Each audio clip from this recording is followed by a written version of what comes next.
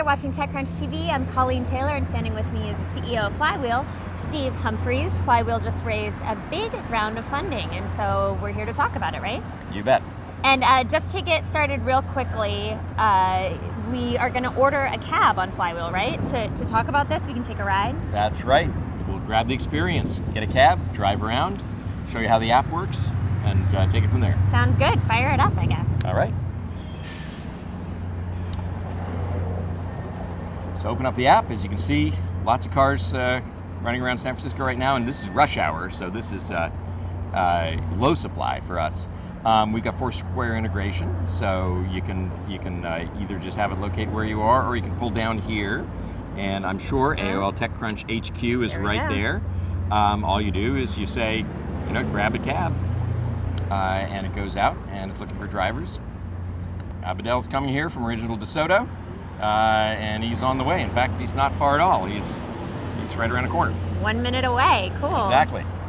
Hi, Abdel. This is Steve. I just hailed you. Yep. Perfect. Yeah. Pull U-turn. We're just down in front of 410 at TechCrunch. And again, FlyWheel is just cabs. It's not. Just cabs. It's not.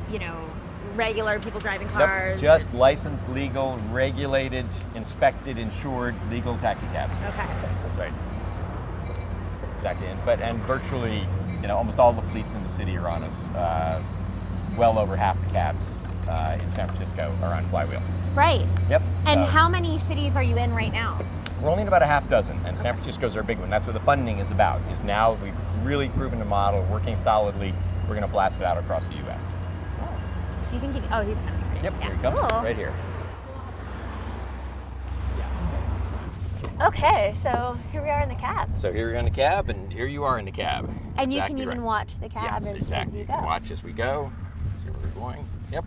Okay, and now FlyWheel, you guys know it's 14.8 million, right? Yep. Can you talk to me about the funding? This is Series B. This is our Series B, okay. Exactly. So our Series A firms, Shasta Ventures and Rockport Capital, are participating in the B, of course, and we brought in Creighton Equity Partners, a firm down in LA that led this round. Okay, and right now is kind of a hugely competitive time for all these transportation apps in general. Uber is said to be raising like hundreds of millions of dollars. How do you kind of view this competitive landscape here, and where does FlyWheel fit in? So a couple of things. There's 5 million taxi rides a day already delivered by the taxi infrastructure in the U.S. And so our approach is, rather than putting a whole bunch of new cabs on the street and cars on the street, let's use the taxis that are already out there, already delivering these rides. And so that's one of the reasons we're very capital efficient. I think that's what interested some of the investors in us, is we use the existing cabs, existing fleets. We go train on their site. They do marketing and help us market as well. And so what we're doing is we're bringing the technology, the app, the consumer experience, the in-app payment, and that's what we're focused on delivering value through. Okay, and you were here in San Francisco, I guess, this week, talking a bit to the regulators, and as you've said, this kind of already exists within the regulatory infrastructure. Has there been any kind of pushback and hurdles that FlyWheel has had to go through? Not for us, because we go straight to licensed, regulated, insured, very safe cab companies and cab drivers, people who have medallions and have their licenses through the city. But we do, act very proactively on behalf of the legal cabbies. And so we were at City Hall earlier today speaking on behalf of them and supporting the legal drivers. Okay. And FlyWheel, tell me about your company and its size right now, how many staff you have, how do you expect that to grow going forward as you look to expand? Sure. We've got about 30 people, and so we're certainly going to be hiring and bringing on, because the main focus of our funding now is going to be blasting out across the U.S. We've got a great base in San Francisco and a few other cities, but now we're just going to start blowing and going as we go through more cities. And is there an idea that you could go international here? How big can this expansion be? Definitely as well. So our first focus is going to do the U.S. right, of course. But then going internationally, that's where our business model is even more advantaged, where we go through the legal fleets. If you go somewhere like Beijing or Seoul or Singapore, it's going to be very hard to come launch something just grassroots in that area. And we've already had some discussions with some of the cities internationally. They're really looking forward to when you get a fleet model like this that gives all the convenience to the consumers and the convenience of the in-app payment, but also the efficiency for the fleets. And what different platforms are you on right now? We're on Apple and Android. Okay. Is that going to expand going forward? Eventually over time, but really we're focused on Apple and Android.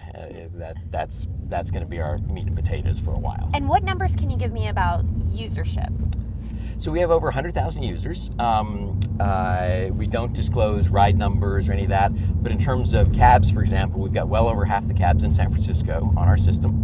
A lot of what we're going to be doing is adding on fleets and adding on users with the funding. And of course, in recent years, especially here in San Francisco, a lot of people have come to use a lot of different services to get around. We've already talked about Uber, Lyft, Sidecar, these other kind of new formats. Why should someone use FlyWheel? What is the benefit? What is the edge that you have? So a couple of advantages. One is when you get in a taxi, you know what you're dealing with.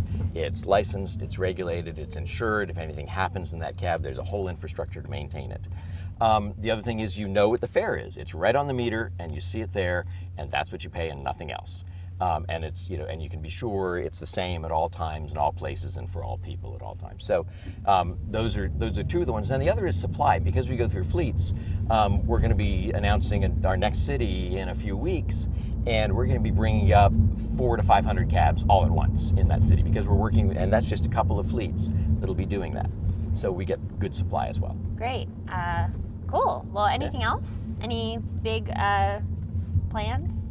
We've touched on it a lot. Yeah, no, the big plans are the fact that we can get hundreds of cabs on the street at once. So I think you'll see us go out across cities faster than anyone expects because we just have to close a couple of deals. We don't have to go individually sign up a few hundred drivers. And people are just loving the experience. One of the other interesting things is here in San Francisco, 95% of our rides are rated 4 or 5 stars of the drivers. And in fact, 2/3 of those are straight up 5 stars. Right. So people through the app getting cabs in San Francisco are getting great experiences. And I think that's what a lot of people are just coming to be aware of. Great price, great experience, safe ride. What else do you want? Good stuff. Well, Steve, thank you so much, and keep us posted on all the growth. I will, indeed. Thank you, Colleen.